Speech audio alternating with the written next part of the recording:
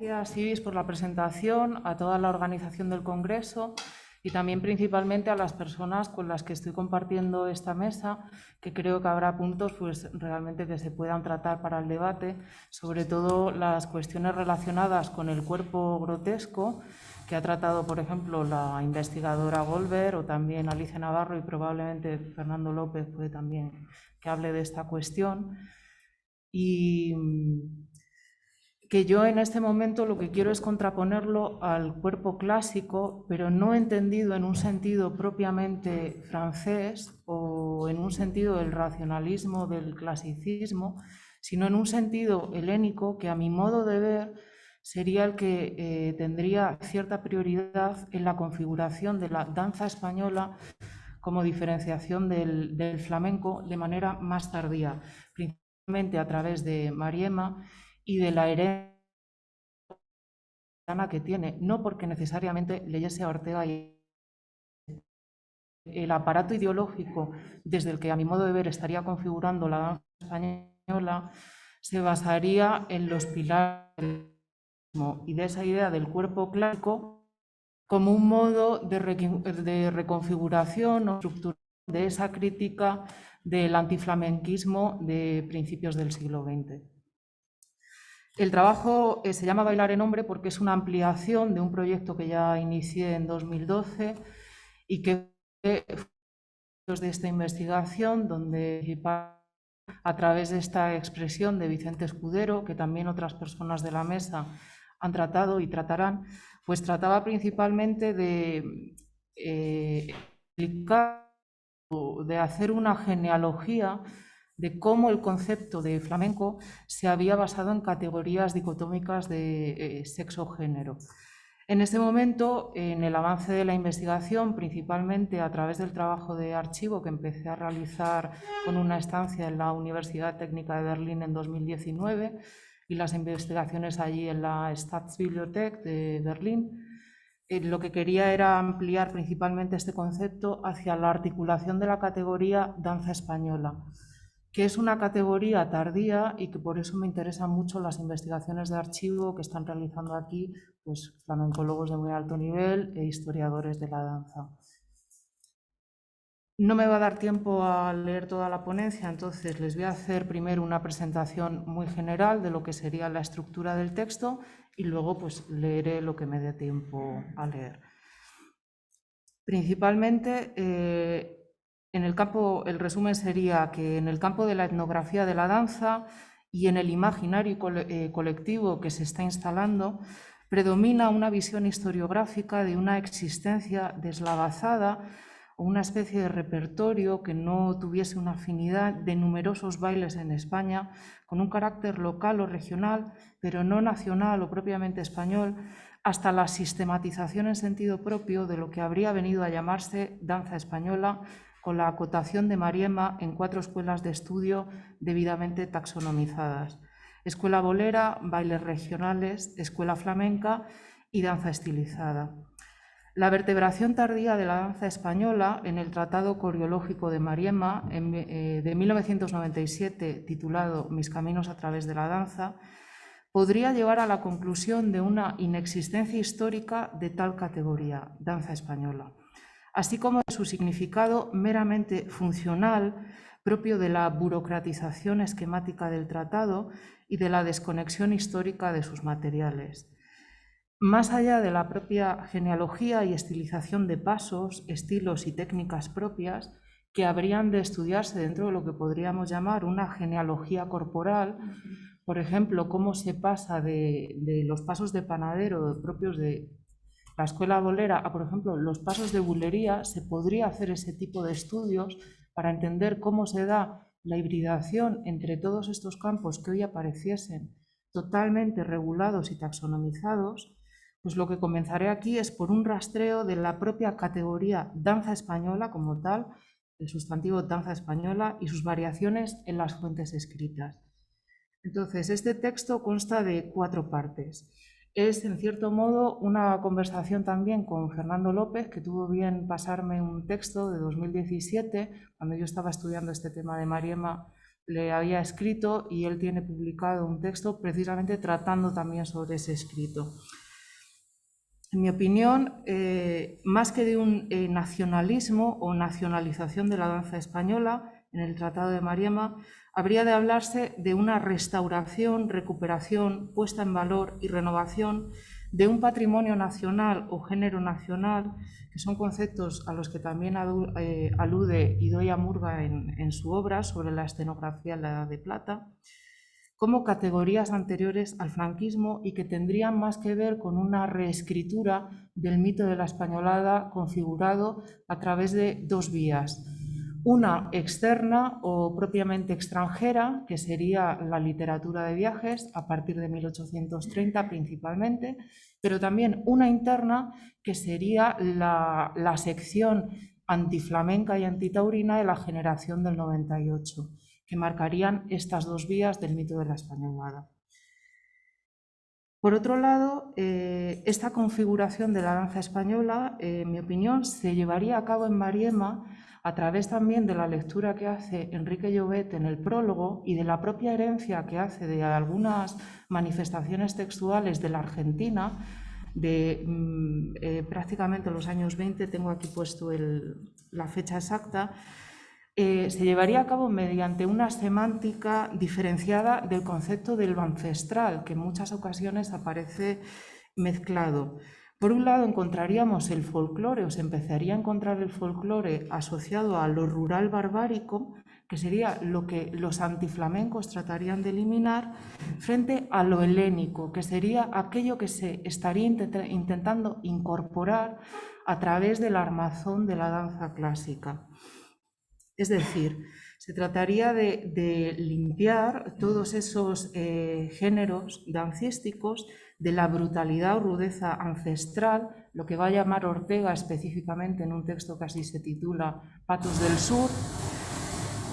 frente a una suerte de eternidad cósmico-geométrica de lo griego,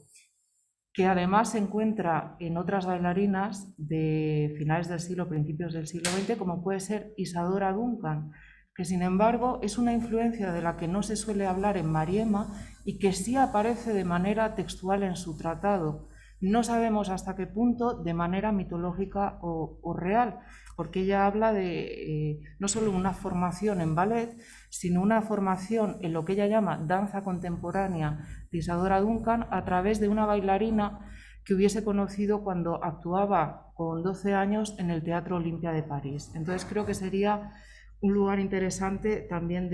por el que empezar a investigar. Este clasicismo va a ir unido a una voluntad de europeización de la danza española, que, como digo, se va a llevar a cabo, o en mi opinión, los estudios que he realizado, mediante una demarcación externa, que sería ese bastidor de la danza clásica y moderna que va a permitir distinguir el cuerpo grotesco del cuerpo clásico, y por otro lado una demarcación interna que me parece muy interesante en Mariema y que es tardía y que nos puede llevar a entender debates actuales que se están teniendo, aunque se han tenido durante muchísimo tiempo, sobre el purismo. Mariema de alguna manera lo que va a acabar asociando, al menos textualmente, en la lectura más textual o a nivel de análisis del texto, acabaría asociando la danza española a ese crisol de culturas, la idea de lo mestizo o también de lo criollo en un sentido amplio, frente al flamenco, que se empezaría a convertir de repente en un purismo andalucista. Y ella, de hecho, lo denomina así en el texto, habla de estas categorías. La última parte del trabajo, que no llegaré a exponer, es propiamente el trabajo de archivo que estoy realizando y que trata de dar alguna continuidad a investigaciones que ya se están haciendo en el campo extranjero de la escenografía en los escenarios europeos, pero principalmente en el campo en el que me estoy centrando yo es la escenografía germanoparlante. Entonces quería exponer apenas, son muy breves las reseñas que estoy encontrando, porque principalmente el problema que estoy encontrando de archivo es, como quien dice, que los textos no están picados. Entonces tienes que empezar a ver revistas y a empezar a desgranar el material que pudiese tener alguna aportación sobre estos conceptos. Por ahora lo que he encontrado es que, al menos en una revista que era de carácter cultural y satírico, llamada The Humorist, una revista vienesa, ya en los años 40 aparecen menciones específicas a los bailes nacionales españoles e incluso aparecen críticas a lo que en el psicoanálisis se llama el narcisismo de la pequeña diferencia, en esas diferencias regionales o esa apariencia de bailes deslavazados que se encontrarían en ese género de los bailes españoles. Al menos desde el extranjero llegaban a parecerles prácticamente lo mismo. Hay también otras consideraciones que podrían ser de interés y hablan de una categoría que un investigador, Steingres, ha hablado, que propiamente el concepto de bailes españoles se habría creado en el extranjero, que es el concepto que él había propuesto ya con investigaciones de hace bastantes años, llamada hibridación transcultural. Dicho lo cual, quedan 3 minutos. Entonces, me voy a limitar a leer la primera cita donde aparentemente aparecería esta mención a la danza española. Abro comillas: la aparición en la escena española de Mariema es una auténtica revelación. La danza española, escrito con mayúsculas, ha encontrado en esta artista excepcional su más pura encarnación. Estas son las palabras con las que sellaba el guitarrista y crítico musical Regino Sainz de la Maza para ABC, el debut de Mariema, presentado por el escritor Agustín de Figueroa en el Teatro Español el 16 de marzo de 1940. Y como me quedan 3 minutos y, en fin, no voy a poder ni leer una parte del texto, me voy a limitar a leerles, por ejemplo, un par de citas del trabajo de archivo que estaba haciendo, de las traducciones de estas reseñas de revistas. Les leo, por ejemplo, un breve apartado de una reseña del 19 de febrero de 1840 en esta revista, The Humorist, sobre Camprubí y las bailarinas Manuela y López.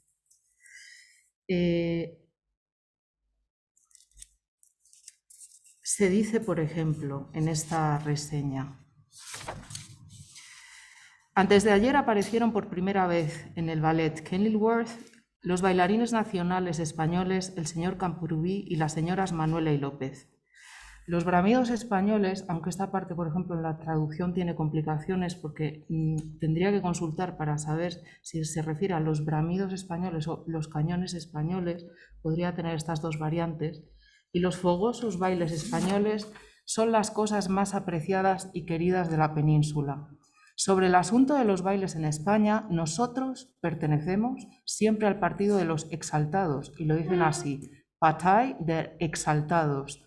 Nos pasa con el primero de ellos hasta el último. Nuestros torneros también dan muchos bramidos españoles, que han crecido entre nosotros, y nuestras bailarinas bailan muchas danzas nacionales españolas, las cuales han sido descubiertas fuera de España.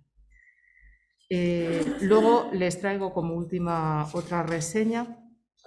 Por ejemplo, hay también una parte, esta es la que se habla del narcisismo, de la pequeña diferencia en un sentido despectivo. Es una reseña del 23 de abril de 1844, precisamente sobre Fanny Elsler, donde se dice: las españolas se desgastan muy pronto, también los bailes. Solo hay una cosa española que nunca pierde el atractivo de la novedad. Estamos nuevamente en si dicen el cañón español o el bramido español. La señorita Elsler fue la primera que nos inició en los misterios de los bailes españoles. Desde su cachucha, una hueste de moscas danzarinas españolas han irrumpido entre nosotros. Se podría rellenar un libro entero con los distintos nombres, que en lo fundamental casi todos son uno y el mismo, con los que ya no consiguen surtir ningún efecto. La castellana se parece tanto al jaleo de Xerez como el austríaco del norte se parece al de Estiria. Y por último, también aparecen menciones, no solo en reseñas, sino en una breve novela, estas novelas que se publicaban por capítulos en las revistas, donde aparece asociado el ideal de los bailes españoles como un tópico propiamente antifrancés. Les leo, por ejemplo, esta mención. ahí se ve claramente que le están dando un uso político y el imaginario antifrancés que ya se ha instalado sobre lo español. Ahora interpretaba don Pascual el serio y masculino solo de Cuaraca. El carácter nacional español se expresa en este serio baile de manera insigne. Don Pascual se presentó ante el César con la mayor proximidad que le era permitido. Su postura se enorgullecía cada vez más y era cada vez más terca, así como su ceño se mostraba cada vez más serio y fogoso. Él deseaba mantener ante el conquistador una imagen de orgullo nacional indómito, que tan chulescamente les ofendía. Y de hecho, no se le podía más que enseñar a Napoleón la verdad de manera simbólica, pues ¿quién hubiese tenido el permiso de impedirle acercarse a él y decirle: desiste,